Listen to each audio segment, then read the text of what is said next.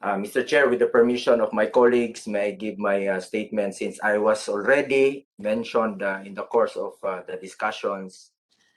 Since na-mention po ang hearing about the Navy, about the frigate, as far as I can recall, si Senator Honasan po ang mismong chair ng hearing na nag-imbestiga nito at lumabas na po ang katotohanan at wala po akong kinalaman doon. Naging senador na po ako.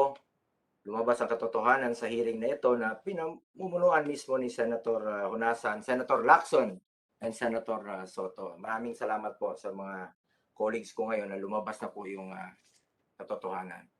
Mr. Chair, first of all, I want to reiterate that I am one with the chairman and my colleagues in ensuring no funds are lost to corruption.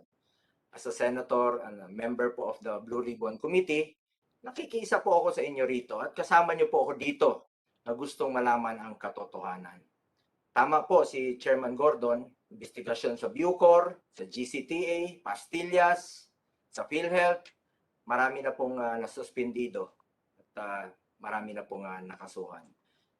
Pero hindi ko naman po ibig sabihin pinagtatanggol ko ang Pangulo, pero ibig niya pong sabihin ay sa investigasyon natin dito, tuluyan po natin ang dapat tuluyan, panagutin po ang dapat panagutin, kasuhan po ang dapat kasuhan, ikulong po ang dapat ikulong.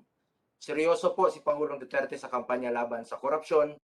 Wala kaming pinapalampas, kahit sino ka man, kahit saan ka man ang galing, basta napatunayang sangkot ka sa korupsyon, dapat kang managot. Kaya nga po, nakikiusap ako sa COA, sa Ombudsman na imbestigahan, panagutin ang may anomalya.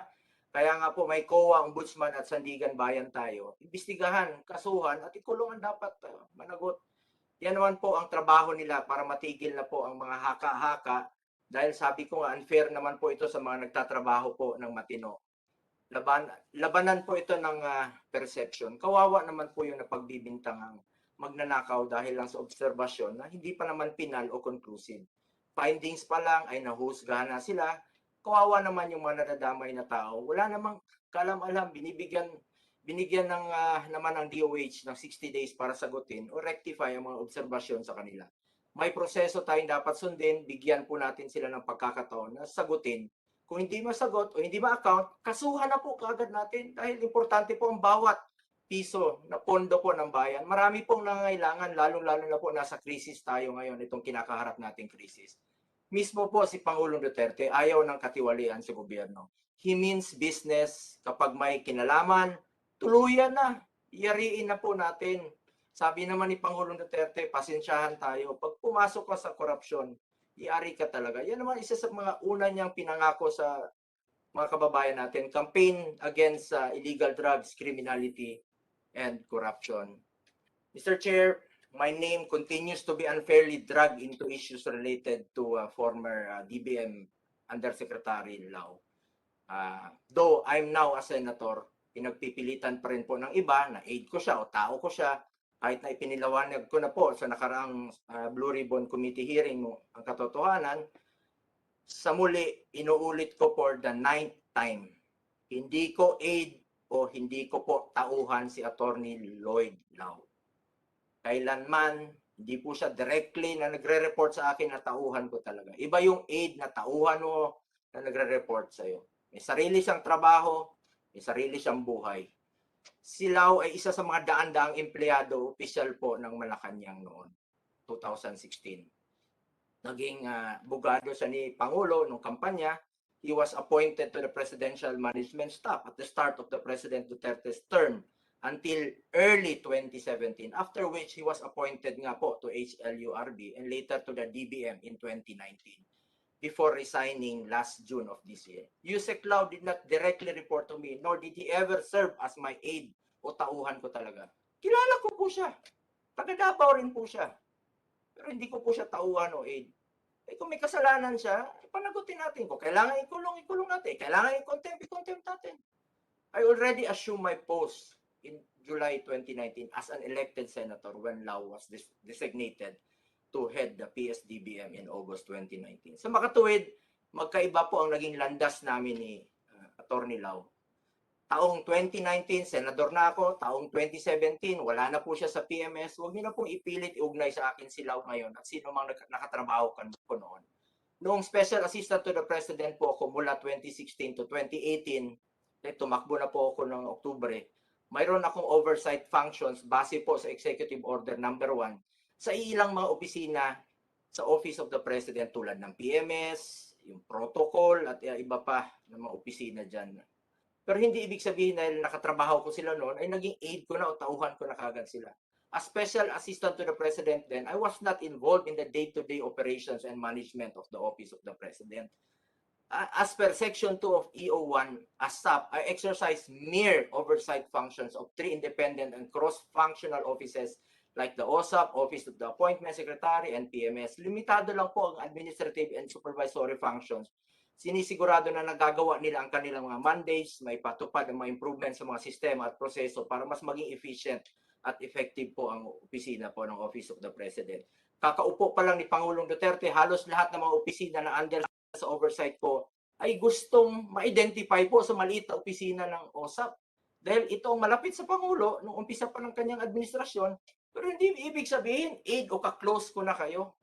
Marami po dyan feeling close lang po. Iba po ang aid, iba po ang nakatrabaho. Pero ako po, yung kampanya namin ni Pangulong Duterte laban sa korupsyon, hindi po kami tumitigil hanggang ngayon.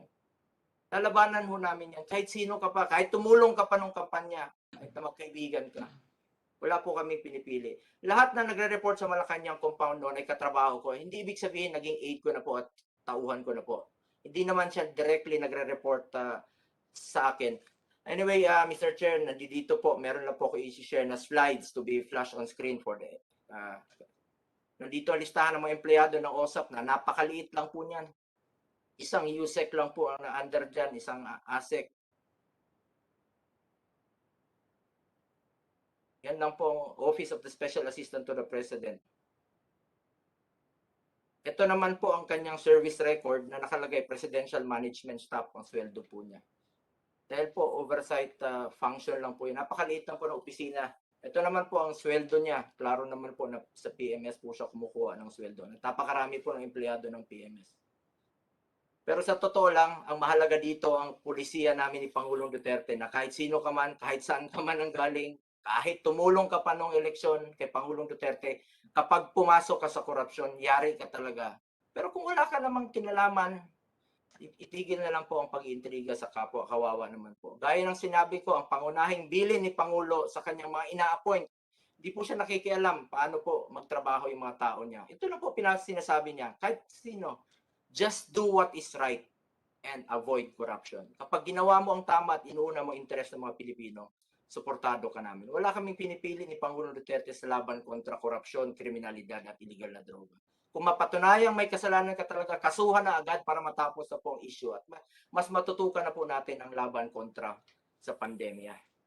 Ulitin ko, basta pumasok ka sa korupsyon. Maaring na-appoint ng mga taga Davao, pero ito ay dahil kilala sila ng Pangulo, may tiwala sa kanila at alam ang kanilang kakayahan. Dahil yun naman po ang kilala ni Pangulong Duterte dahil probinsyano po siya, doon ang gagaling halos yung mga kilala niya. Pero kahit may utang na loob sa kanya, wala sa usapan ng korupsyon. Pareho kaming galit sa magnanakaw. Masagasaan na po ang dapat masagasaan, wala kaming pakialam. Kung may reklamo at haka-haka, may intriga, may proseso naman po ang executive branch para maimbestigahan ang sino mang gumawa ng korupsyon. Bukas po ang tanggapan ni Pangulong Duterte, sinabi niya yan. Binibigyan halaga ni Pangulong Duterte ang bawat reklamo, kahit anumang reklamo, tatukin lang daw siya at handa siyang makinig. Kung ano man ang gawin ng proseso ng executive branch po sa mga reklamo ay nasa kanila na po yan. May proseso pong ginagawa ang executive branch. Bilang senador naman, suportado ko po ang maimbestigasyon na ito para po lumabas ang katotohanan, para po mapanagot ang dapat mapanagot. At kasuhan po natin ang dapat kasuhan. Anyway, medyo isi-segue ko na lang po konti dahil ito naman po issue. Dahil naawa na po ako dito sa dalawang taong ito. I'm referring to the President and Secretary Duque. To Secretary Duque, tagal ka nang kilala ni Pangulo. Alam naman natin, alam ni Pangulo, isa kang tapat sa iyong tungkulin. Kaya nga po, ikaw ang kanyang pinili nung pagkatapos na isang secretary. Alam natin nakapagserbisyo ka na rin sa dati sa ibang administrasyon bilang health secretary at tatay mo rin po naging health secretary.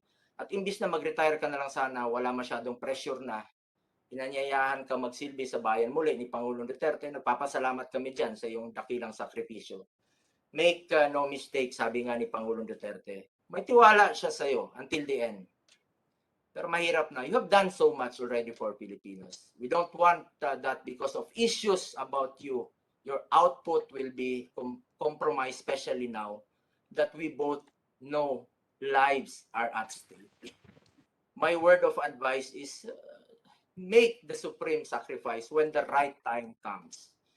For now, may hearing naman tayo dito as member po of the Senate Committee, Blue Ribbon Committee. Clear yourself and the DOH, sa lahat po ng empleyado ng DOH, and address COA's findings. Gusto ng tao malaman ang katotohanan. Importante, lumabas po kayo ng malinis, lumabas ka ng malinis, mahal ka ng Pangulo at pinaglalaban ka niya. Alam ko, mahal mo rin ang Pangulo. Desisyon mo na yan pagdating ng panahon.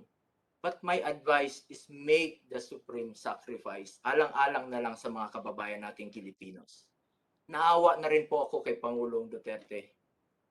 Pinapasan na po niya ang mundo at lahat ng problema. Maraming salamat po, Mr. Chair. Thank you very much, Senator Go. As promised, I thought it would only be fair that you would be able to give your say. Senator Lacson, please go ahead. Yes, Mr. Chairman, thank you. I would just like to be clarified. Did Senator Go just ask Secretary Duque to resign when he told him to make the supreme sacrifice? You better ask Senator Go that. Senator Go? Because that sounds like it. Because when I heard that, I thought that he was already sending a message that you already done so much and you're making a sacrifice, supreme sacrifice. You must make that, and so that life will go on. But life will not go on unless this is clarified. The mess is clarified. Yes, go ahead. I'm just wondering, Mr. Chairman, can a senator do that to a secretary or department secretary? Ask him to resign? There have been many surprises in my life, Mr. President. This is one of them again. Collegial decision, we passed a resolution. But can one single senator ask a department secretary to resign? Well, that is the prerogative of any senator here as far as I'm concerned. But Senator Go is raising his hand. Senator Go? Mr. Chair and Senator Ping, advice lang naman po yung akin. Okay. Mag-sakripisyo para, alam mo, naawa na rin ako kay Pangulong Duterte. Nabanggit ko na po kanina. Pinapasa na po niya. I'm sure importante po dito ay lumabas sila, na clear po yung, dahil yung karamihan dito nagtatrabaho lang po para sa ating bayan, nagsasakripisyo. Bigyan po natin sila ng pagkakataon na lumabas po na malinis. At meron naman po silang may pagmalaki sa kanilang mga pamilya. Maybe decision na po yun ni Secretary Duque pagdating ng panahon. Thank you for the clarification. So it was just an advice coming from a senator. Yes, Mr. Chair. Secretary Duque, did you take this as an advice or as a shot in the bow? Mr. Chairman, with all due respect, I have been attending all these hearings both in the House and here in the Senate Blue Ribbon Committee with one goal in mind, and that is for me and the DOH to clear all of these COA observations and findings of deficiencies and the submission eventually of our agency action plan on the recommendations. Yun lang naman po, we want to clear everything. So if the time comes when I need to resign, I will. I mean, there's no problem with me, Mr. Chairman. So what is important is we clear all of these findings of purported deficiencies, and we will address them squarely with all my DOH team. We've worked so hard to lead the fight against this pandemic for 18 months. And we have been relentless. Many of our workers have even died. Some got sick. Some had to be isolated. And so we are confronted with a very unique situation. This is a state of public health emergency.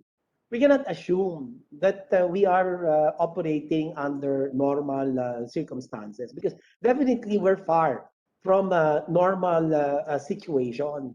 And each one of us in the DOH has been so dedicated and committed, if not passionate about really uh, leading the way, helping the local government unit, explaining to our people, explaining to everyone what the DOH knows about this evolving virus. Our doctors, our scientists, everyone has had a major contribution in our fight against this pandemic. And if it's not enough, the people will be the one to judge me. The people will judge everyone from the Department of Health, and